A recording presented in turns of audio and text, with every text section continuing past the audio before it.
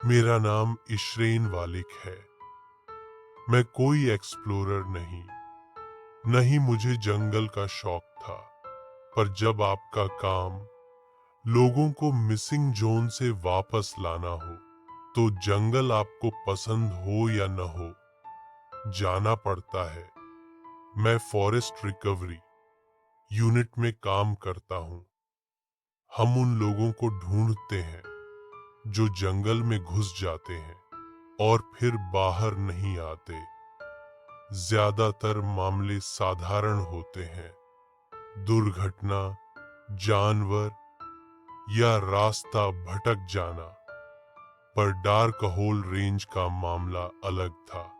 Dark hole जंगल नक्शों में हरा दिखता है, पर असल में वो हरा नहीं, गहरा काला है। इस जंगल के बारे में एक नियम था।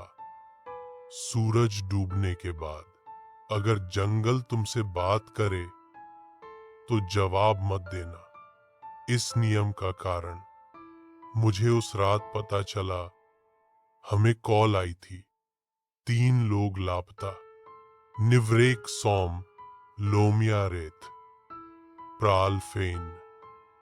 अंतिम सिग्नल स्थान डार कहोला, सेक्टर 9।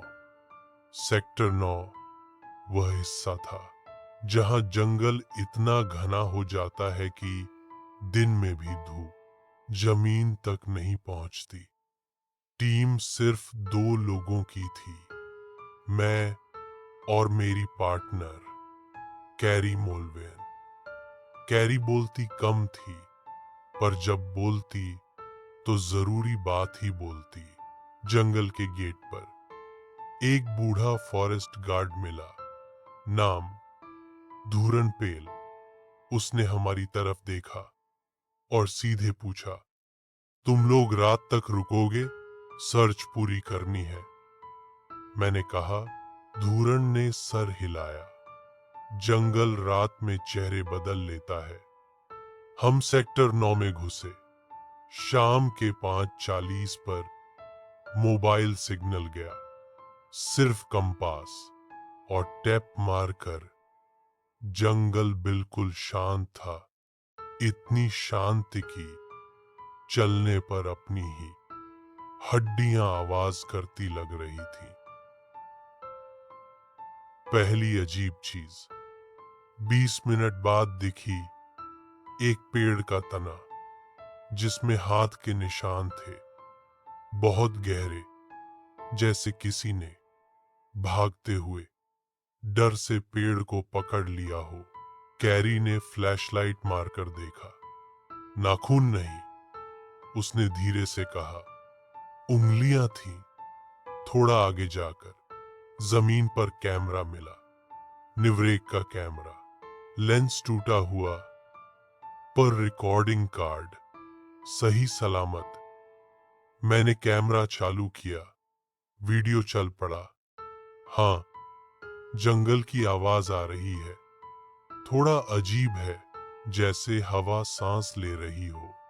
प्राल बोल रहा है, रुको। किसी ने मेरा नाम लिया। रुकावट। लोमिया, तू पागल है। जंगल आवाज दोहराता है। आवाज। प्राल। कैमरा जोर से हिला। वीडियो यहीं बंद हो गई। कैरी ने मुझे देखा। जंगल नाम दोहरा रहा है। उसने कहा, इको होगा। मैंने कहा, पर मेरा दिल मेरी बात नहीं मान रहा था। 6:55 PM। सूरज डूब गया और जंगल अचानक बदल गया। हवा ठंडी हो गई। पेड़ों के बीच जैसे मूवमेंट होने लगा, पर कोई जानवर नहीं दिखा। सिर्फ छाया जो पेड़ से पेड़ तक सरकते जा रहे थे। तभी मेरे पीछे से आवाज आई, इशरेन। बिल्कुल मेरी ही आवाज में। मैं रुक गया। कैरी ने मेरा हाथ पकड़ लिया। पलटना मत, उसने फुसफुसा कर कहा। आवाज फिर आई, इधर हो इशरेन। मैं जानता था यह कैरी नहीं बोल रही, क्योंकि कैरी मेरे सामने खड़ी थी और उसका मुंह बंद था। हम धीरे धीरे आगे बढ़े और तब हमने लोमिया को देखा। वह एक पेड़ के पास खड़ी थी, पीठ हमारी तरफ। लोमिया, मैंने जोर से कहा। उसने मुड़कर देखा और मेरी सांस वहीं रुक गई। उसका चेहरा आधा था, आंखें ठीक, पर मुंह जैसे किसी ने खींचकर हटा दिया हो।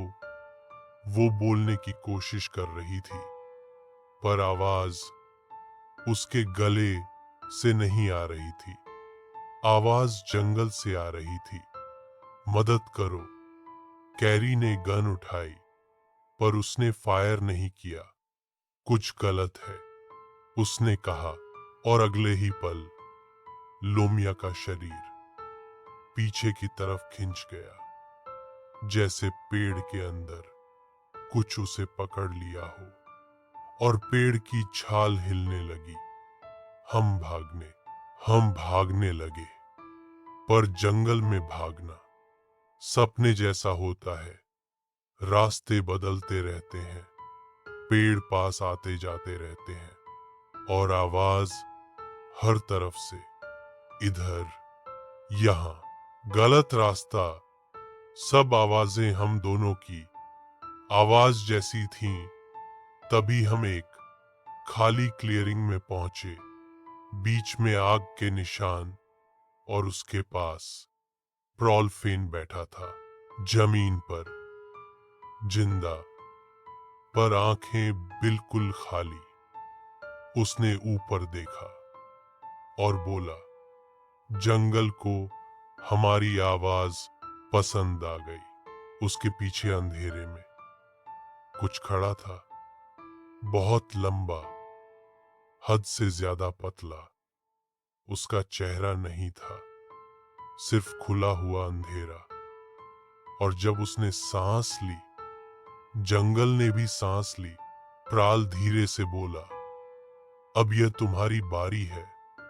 हम पीछे हटने लगे और मुझे समझ आ गया, डार्क होल जंगल लोगों को नहीं खाता, वह आवाज खाता है। नाम, बोलने का तरीका, डर की आवाज। और जो जंगल को एक बार मिल जाए, वह वापस कभी पूरी तरह नहीं जाता। प्राल जमीन पर बैठा था। उसकी आंखें खुली थीं, पर देख नहीं रही थीं। उसके पीछे जो चीज खड़ी थी, वो पेड़ नहीं था, पर जंगल का हिस्सा भी था। वो चीज आगे बढ़ी और जैसे ही उसने कदम रखा, पेड़ पीछे हट गए। हाँ, जंगल ने उसे जगह दी। कैरी ने मेरी तरफ देखा।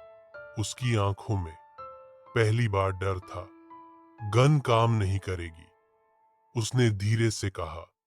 और तब प्राल बोला, जब हम बोले थे, जंगल ने सुना था, अब जंगल बोलेगा। अचानक हर तरफ से आवाज आने लगी। निवरेक की हंसी, लोमिया की चीख और फिर मेरी आवाज, इशरेन, भाग मत। मैंने कान बंद कर लिए, पर आवाज सीधे दिमाग में घुस रही थी। वह चीज पास आ रही थी। उसके चलने पर जमीन धड़क रही थी और उसकी सांस के साथ जंगल भी सांस ले रहा था। तब कैरी ने कुछ किया। उसने जोर से चिल्लाया, मेरा नाम लो। आवाज जंगल में गूंज गई। सब रुक गया।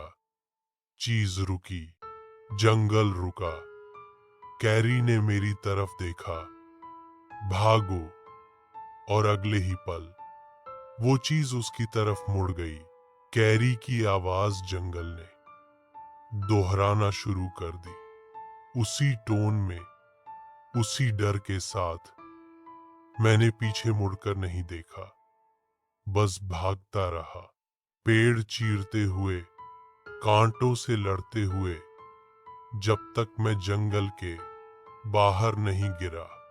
सुबह हुई, बचाव दल ने मुझे बाहर पाया, अकेला।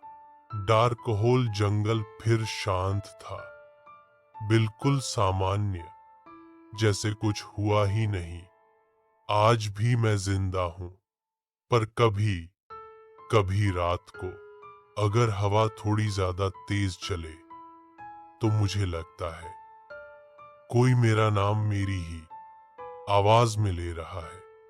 और तब मुझे याद आता है जो धूरण पेल ने कहा था, जंगल लोगों को नहीं पकड़ता, बस एक आवाज हमेशा के लिए अपने पास रख लेता है।